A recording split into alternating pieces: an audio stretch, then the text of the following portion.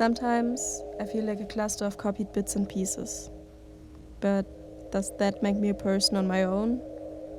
Can stolen parts make up a soul with its own character, with the right to take up any space in the lives of people?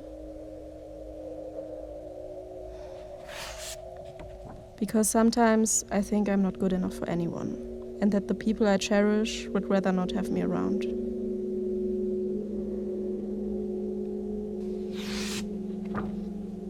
That's why I'm so scared that I'll burn myself, that I feel too much, too deep again, and will only end up with a broken heart. Probably caused by my own dumb misinterpretations and fears.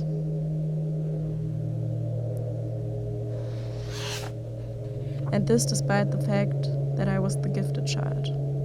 Or maybe because of it. Never a problem, never speaking up. Always the perfect little angel. Never acting out, but now it feels like my brain is rotting away. Sabotaged by my own emotions and irrational thoughts.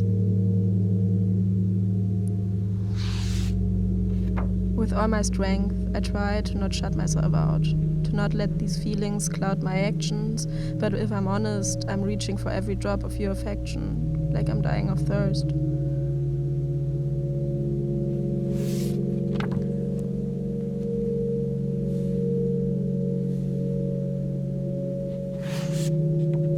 And writing postcards is my way of saying I love you. And that's only one method of how I drown my friends, with my suffocating admiration, out of fear that they'll just forget me one day. So please don't ghost me, or I'm gonna get scared that I'm too much again, that you don't even like me, that I'm a burden after all. So, can you see the forget-me-nots blooming in my ribcage? They have always been there, so I don't think they will wither anytime soon. And can you see me at all?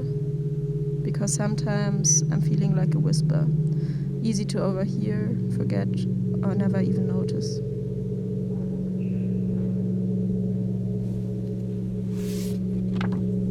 There are too many thoughts in a crowded room for me to know my own. Too many eyes that could see my faults. Too many ears that could hear me stumbling over words again. Just too many possibilities for my own failure. But when I leave this crowded room, I don't feel safe in my skin either. A skin that doesn't feel like mine, and that so many feel entitled to comment on or reach for. What gave them the right to think and act like this?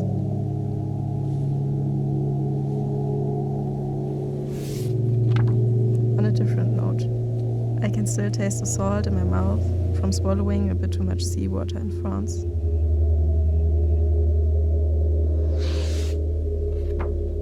But I wasn't there when the tomatoes I planted turned red, and now I feel guilty. I hope they don't hate me for it. And then I tell myself again, it's going to be okay. Tomatoes can't hate you, at least I think so, and you can always plant, see them grow and turn red again. There's really no need to worry. That's how I try to convince myself. But it's hard to believe you're healing when every bad day feels like you failed. Over the last months, I kind of learned how to cope. Or at least I found some ways that don't make it worse. My friends are just as many coin flips away as it takes for destiny to tell me that I should talk to them.